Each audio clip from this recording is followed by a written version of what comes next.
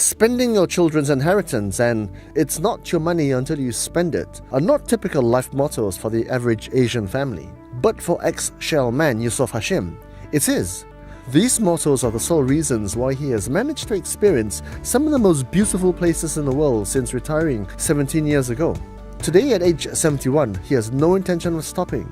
HTV caught up with the photographer, explorer and gypsetter and discovered his rules for an amazing retirement.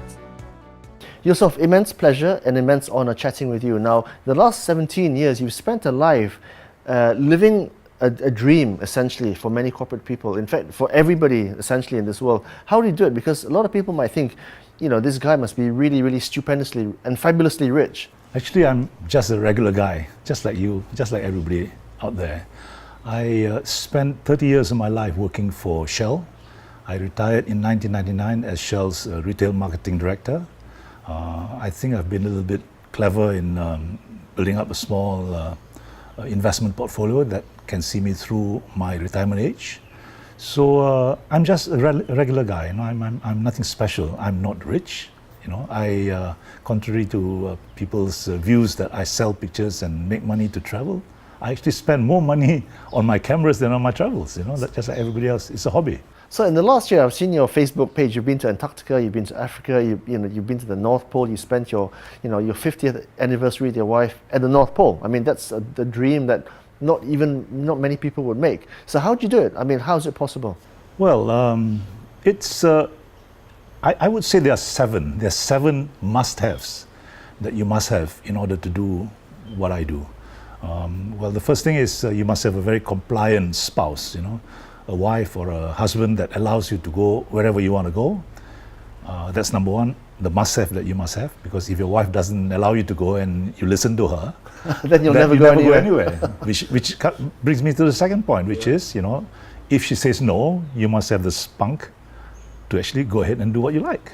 Anyway. Yeah, because your life is your own, right? Yeah, if you want to go, you have to go. So that's two must-haves that you must have. And of course, the third must-have is that you must have a bit of money, which therefore rules out all the 20-somethings from doing the things that I do, going to exotic places, because these things cost money.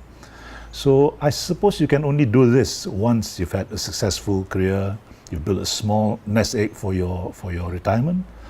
I've managed to done that, thankfully enough.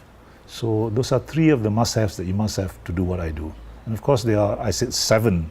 So the other one is, of course, you must have the health. I mean, you must have the health to do hiking in Antarctica, to trek to the Everest Base Camp in the Himalayas.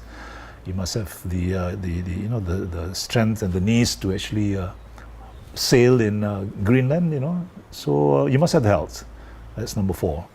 Number five is, of course, you must have an adventurous heart in you. You know, the need and the want and the desire to go and do these things. You know, to go and see the world, sort of, to speak. You know, I mean, people go to Hong Kong Disneyland and they think, wow, that's life. You know, but it's not really. It's right? Not. Yeah. I mean, you want to go to places where people don't normally go, because when I was working for Shell, I had the opportunity to travel all over the place. So I mean, Paris, London, Monaco, this is all passé. You know? But you only saw the insides of the boardrooms. You never went out. Yeah, I mean, you never had a real chance to go outside. Precisely. I mean, that's a jet setter's so-called glamorous life. You know, you go to a meeting. You know, you stay in the best hotels. You eat the best food in the best restaurants. But that's not the real Paris. That's not the real America. That's not Precisely. The real France. The sixth and the seventh is, of course, you must have an adventurous heart. You know, the want and the need and the desire to go to these places that people don't normally go, you know, and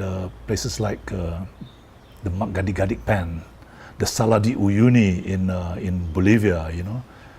You want to go to Ushuaia, you want to go to Antarctica, you want to go to the North Pole to shoot pictures of polar bears, you know. These are some of the must-haves that you must have, you know, in order to do what I do. And then there's the seventh. The seventh is, of course, you must have a little bit of a kind of a personality that allows you to mix around with people like you know, people who are outgoing and people who want to see this kind of life. You don't want to be mixing around with people who are, you know, who only play golf, who thinks of what is great in the world is to go and play golf in St Andrews, to go play golf in Pebble Beach, that kind of thing. You want to go and meet around with people who've got a gypsetter's heart. Yeah, that's right. The people who can think and rough things out like a gypsy, That's right. but who still want the glamour and the comfort of a jet setter's That's life. right. That's So right. that's why I call it of- jet setter. You see. A bit of lap of luxury. But you've got two messages. You've got one for the 25 to 50-year-olds, and you've got another message for the 50-year-olds and above. And I think at the core of it all is your message that it's not your money until you spend it. So for the younger crowd, what do you say to them? Okay, you can actually divide life into various phases, but to keep it simple, I will just divide life into two phases. The pre-50 phase, which is, pardon me if I say this, but it is the period of your life that you kiss ass, where you're trying to get on top of your mound, you're trying to make money, trying to get up in life, in the corporate world. And this stage is actually the stage where you are balancing the demands of your job, the demands of your career, with the demands of a marriage, with the needs to put your kids to university. So for the pre-50s, what I like to say is that get married early. Get your children early in your marriage life, and then send them to college and to school and all that, and finish off this duty before you reach 50. So that by the time you reach 50, you will have some time for yourself. What about the above 50s? What is your message to them? The above 50 is that hopefully by the time you reach 50, your parental duties would have been done. You would have finished sending your kids to school, and you would have built enough money for you to spend relatively comfortably.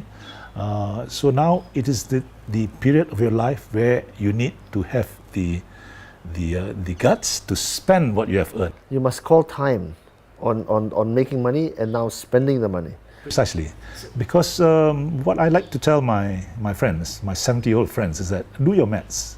At 50, assuming that the use-by date for Malaysian males is 74 years old, at 50, you have actually only 24 years left of your life. So if you divide 24 by 74, you have something like 18% of life left. At 70, and you're supposed to be dead by 74, you have only 4 years left. 4 divided by 74 is less than 4% of life left. So what are you doing, my friends, who are now still going to the office, earning more money at 70? For what? Get real. I mean, be smart. I mean, you're not going to take that money to your grave, which is my often stated, people get tired of listening to me saying this, your money is not your money till you spend it, Not your typical advice then from an utterly not typical person.